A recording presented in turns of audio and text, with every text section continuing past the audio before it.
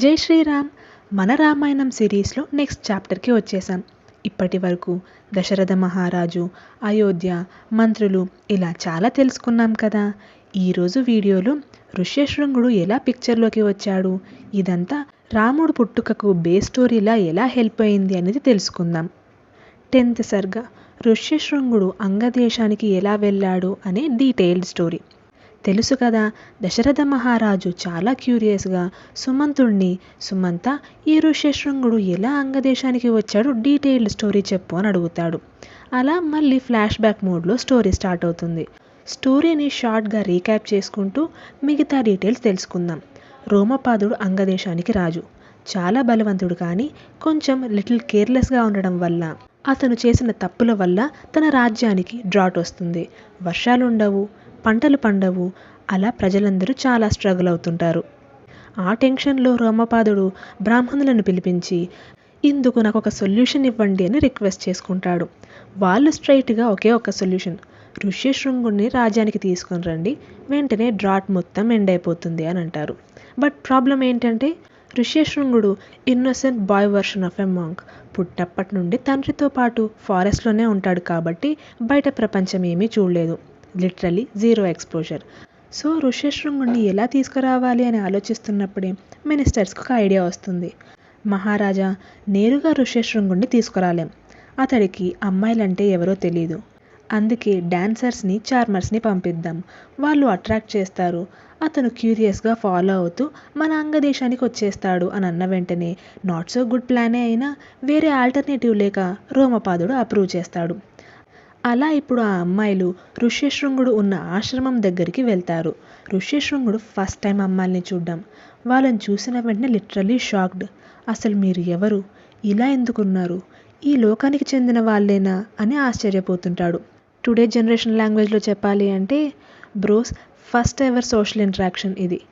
అలా ఋష్యశృంగుడు వాళ్ళతో మీరు ఎవరు, ఇక్కడేం చేస్తున్నారు అంటూ వాళ్ళ ఆశ్రమానికి తీసుకెళ్తాడు.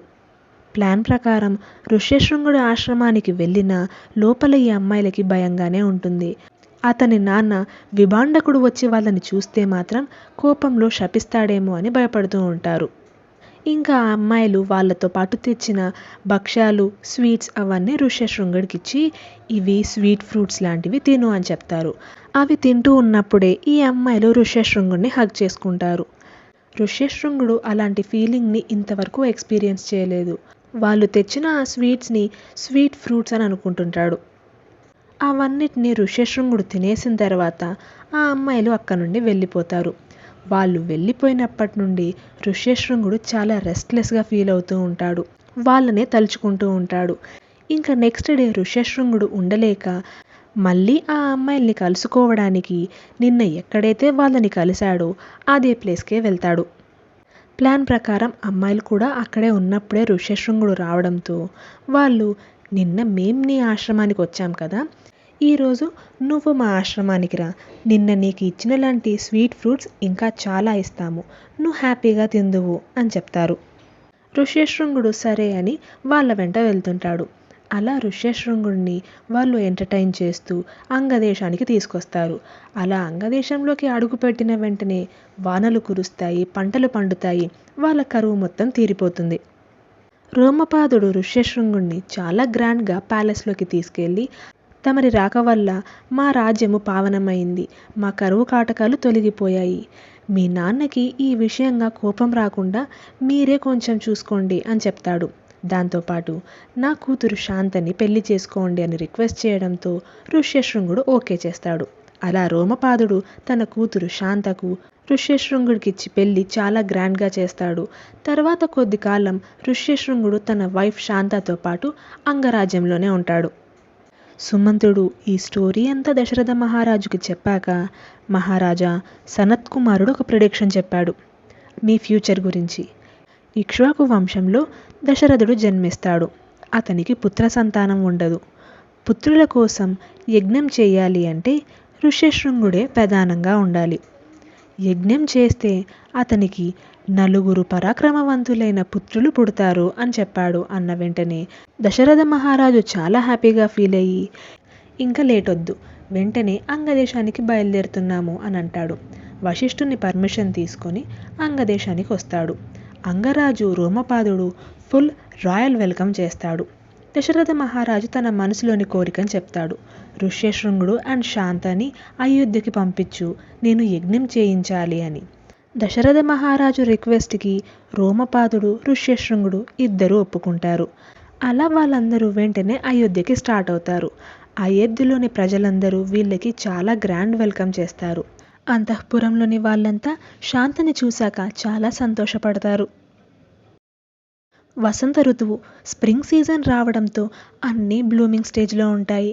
ఇది యజ్ఞానికి పర్ఫెక్ట్ టైం అని అనుకొని దశరథుడు నేరుగా ఋష్యశృంగుడి దగ్గరికి వెళ్ళి, మహాత్మా, నాకు పుత్ర సంతానం కావాలి, దయచేసి యజ్ఞం చేయండి అని రిక్వెస్ట్ చేస్తాడు. అందుకు ఋష్యశృంగుడు, మహారాజా, అశ్వమేధ యాగం, ఆ తర్వాత పుత్రకామేష్టి యాగం చేద్దాము, దాంతో మీకు 9 కొడుకులు పుడతారు అని చెప్పడంతో దశరథుడు ఎంతో సంతోషిస్తాడు. ఇంకా వెంటనే దశరథ మహారాజు సుమంతుణ్ణి పిలిపిస్తాడు. ఇప్పుడు అరేంజ్మెంట్స్ టైం. పురోహితులు, ఋత్విక్కులు, బ్రాహ్మణులు అందరినీ పిలిపించి సత్కరించి యజ్ఞ ఏర్పాట్లు ప్రారంభిస్తాడు. అందుకు వాళ్ళందరూ కూడా యజ్ఞం చేయడం వల్ల నీకు తప్పకుండా కొడుకులు పుడతారు అంటూ దీవిస్తాడు. ఇప్పుడు దశరథ మహారాజు అంతఃపురంలోకి వెళ్ళి రాణులకు యజ్ఞదీక్ష వివరాలు చెప్తాడు. అందరూ ఆనందంగా అంగీకరిస్తారు. ఇలా ఫ్రెండ్స్, దశరథుడు పెద్ద డ్రీమ్తో యజ్ఞం ప్రారంభించడానికి సిద్ధమయ్యాడు. నెక్స్ట్ ఎపిసోడ్లో అసలు గ్రాండ్ అశ్వమేధ యాగం ఎలా జరిగిందో, దేవతలు ఎలా స్పందించారో, పాయసం ఎలా వచ్చిందో, అండ్ మోస్ట్ ఇంపార్టెంట్లీ రాముడు పుట్టడానికి ఇది వే స్టోరీ లాగా ఎలా హెల్ప్ అయ్యింది అనేది చాలా ఇంట్రెస్టింగ్గా ఉంటుంది. సో బాలకాండ నెక్స్ట్ సరిగా ఎక్స్ప్లెయిన్ చేసుకుంటూ మళ్ళీ కలుద్దాం. So don't forget to like, share and subscribe to our channel for our journey together in knowing Ramayana, the Adi Kavyam. Jai Sitaram.